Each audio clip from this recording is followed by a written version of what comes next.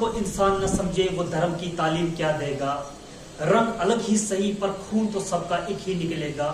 हिंदू हो या मुस्लिम फर्क सिर्फ अल्फाजों का है, इनमें जो फासले बनाएगा वो सियासत का हिस्सा ही निकलेगा। अस्सलामु अलैकुम आदाब साथियों, एक वीडियो आज सोशल मीडिया पर देखी जिसमें एक नासूर कुत्ता जो कि ऋषिकेश उत्तराखंड का रहने वाला है, जिसका नाम सत्या साधु है, जो कि मुस्लिम कम्युनिटी के सेंटिमेंट्स को हर्ट करके प्रॉफिट मोहम्मद सल्लल्लाहु अलैहि वसल्लम के बारे में नाशाइस्ता अल्फाजों का इस्तेमाल कर रहा है, जो कि नाकाबिले कबूल और नाकाबिले बर्दाश्त है। मान जाए उस नबी पर जिस नबी ने हमारे लिए पत्थर खाए दीन को फैलाने के लिए और कभी किसी को बुरा तक नहीं कहा, जो प्यारे नबी के लिए मुश्किलें खड़ी करते थे, प्यारे नबी ने उनके लिए भी दुआएं की। लेकिन सब कुछ बर्दाश्त हो सकता है, लेकिन जब नबी की बात आए तो उनके ऊपर हमारी जान कुर्बान, और उनके नाम पर हजारों लाखों करोड़ों मुसलमान अपना सर कटाने के लिए हमेशा तैयार होते हैं। शान है और ये मेरे नबी का दीन है। और जिस तरीके से ये नासूर कुत्ता प्यारे नबी की जिंदगी और सीरत पर गलत अल्फाजों का इस्तेमाल कर रहा है, मैं पूछना चाहता हूँ वहाँ की सरकार से, क्या कानून इस चीज की इजाजत देता कि आप किसी के रिलीजियस सेंटिमेंट्स को हर्ट करें? ये मुल्क जमहूरी मुल्क है, यहाँ पे सभी मजहब के लोग भाईचारे के और अमन के साथ रहें। ऐसे नासूर कुत्ते हम लोगों को तोड़कर हम लोगों के ऊपर राज करना चाहते हैं, हम लोगों के दिलों में नफरत पैदा कर हमें ये एहसास दिलाना चाहते हैं कि हम सब लोग अलग अलग हैं।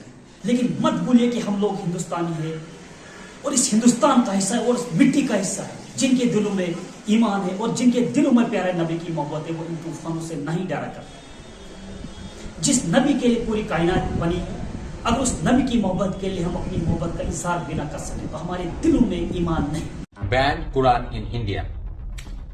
जिस कुरान की वजह से लव जिहाद होता है, जिस कुरान की वजह से आरडीएक्स फटता है, जिस कुरान की वजह से पहलगांव अटैक होता है, जिस पे कुरान की वजह से 26/11 होता है, जिस कुरान की वजह से उरी में अटैक होता है, तो उस कुरान को हम लोग बैन नहीं करेंगे तो उसको पाल पोस के बड़ा करेंगे। हम कौन सा नशा करते हैं यार? और जिस कुरान को बैन करना चाहिए उस कुरान को खोल खोल के हम मुस्लिमों को समझाएंगे।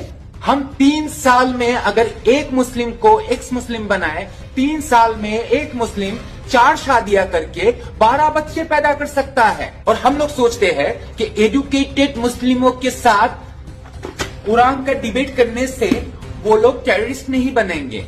मैं डिबेट के लायक हूँ नहीं। मुझे लगता है कि मेरे पास हिंदू धर्म के लिए कोई रिस्पेक्ट नहीं है। मैं हिंदू को बहुत रिस्पेक्ट करता हूँ, पर माशाल्लाह माशाल्लाह माशाल्लाह।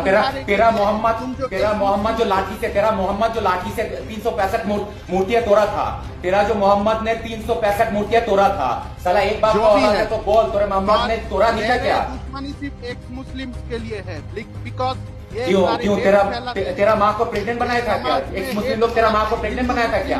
तेरा माँ को प्रेग्नेंट बनाया था क्या? तेरा माँ को प्रेग्नेंट बनाया था? तेरा मोहम्मद का बाप का नाम बुलाऊं, अब्दुल्ला का नाम बुलाना शुरू करो? तुम्हें क्या लगता है मैं जाऊंगा? हाँ, मेरा टेम्पर हाई हो जाएगा।